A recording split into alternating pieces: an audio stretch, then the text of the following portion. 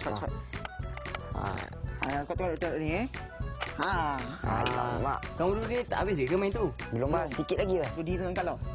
Kalau tak habis lagi, berhenti dulu sebab sekarang ni kita nak ajakkan kita tengok laporan khas kita. Lah. Jadi, ajakkan kawan cepat. Kawan-kawan tu nak saksikan News at Kids on True. Saksikan. News at Kids on True. Bertemu kembali di News at Kids on Tour. Topik kita minggu ini, pakaian tradisional kaum di Malaysia. Malaysia terdiri daripada pelbagai kaum.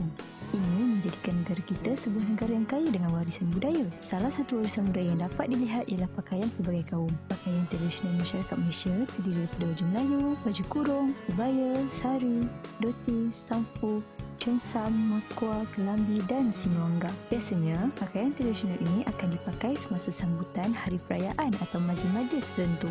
Setiap jenis pakaian akan dipakai bersama beberapa pelengkap lagi. Sebagai contoh, baju Melayu yang dipakai oleh orang lelaki. Ia akan menjadi lengkap bila dikenakan dengan samping dan songkok. Sebagai generasi pelapis, kita haruslah mengetahui setiap satu pakaian tradisional ini. Apa kata kita tanya kawan-kawan kita mengenai pakaian tradisional ini? Kawan-kawan tahu pakaian tradisional masyarakat di Malaysia? Ya, saya tahu. Ya, saya tahu pakaian tradisional di Malaysia. Ya, saya tahu pakaian tradisional masyarakat di Malaysia.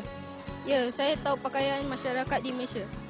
Cuba sebutkan pakaian kawan-kawan tahu tu. Pakaian yang saya tahu ialah samfu. Pakaian tradisional yang saya tahu ialah baju kebaya. Pakaian yang saya tahu adalah sari. Pakaian yang saya tahu ialah baju Melayu. Terangkan ciri-ciri pakaian itu. Samfu selalunya dipakai oleh kaum Cina. Dia dilengkapi dengan baju, seluar dan topi. Dia juga dilengkapi dengan butang Mandarin. Baju kebaya merupakan pakaian yang mengikut potongan badan. Ada yang selapis dan ada juga yang dua lapis. Sari mempunyai dua lapisan, iaitu lapisan dalam dan kain sepanjang 6 ela. Cirinya ialah ia dilengkapi dengan kolor tinggi, samping, songkok dan butang 5. Adakah kawan-kawan mempunyai salah satu pakaian itu? Ya, saya ada beberapa pasang roti. Ya, saya mempunyai pakaian tradisional. Saya hanya mempunyai baju kurung. Ya, saya mempunyai beberapa pasang baju kurung. Bila kawan-kawan selalu pakai baju tersebut? Saya selalunya pakai baju tersebut pada hari perayaan. Saya selalu memakainya pada hari perayaan dan juga majlis. Saya memakai baju tersebut sewaktu melawat kawan-kawan pada hari perayaan. Kawan-kawan lagi suka pakai baju tradisional ataupun pakai pakaian biasa semasa hari perayaan?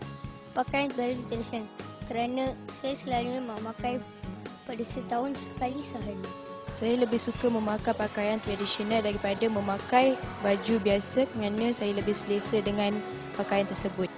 Saya lebih suka pakai baju tradisional pada hari perayaan. Pada pendapat kawan-kawan, mengapa kita perlu ada pakaian tradisional ini? Untuk menunjukkan warisan. Kita perlu memakai pakaian tradisional untuk menunjukkan identiti kaum dan mengekalkan warisan nenek moyang. Kita perlu ada pakaian tradisional kerana ia melambangkan kebudayaan sesebuah kaum itu. Kita perlu ada pakaian tradisional kerana ia melambangkan budaya sesebuah kaum. Setiap satu pakaian kaum ini mempunyai keunikan yang tersendiri. Setiap kaum haruslah berbangga dengan pakaian tradisional masing-masing kerana ia melambangkan budaya sesebuah kaum itu. Sebagai rakyat Malaysia, kita haruslah berbangga kerana tinggal di negara yang kaya dengan warisan kebudayaan. Kita haruslah menghormati budaya lain kerana kita hidup dalam satu negara dan kita merupakan masyarakat satu Malaysia. Sampai di sini dahulu laporan kita. Jumpa lagi di episod akan datang. Bye. Kawan-kawan, begitulah laporan khas hari ini. Jangan lupa minggu depan tau. Jangan lupa.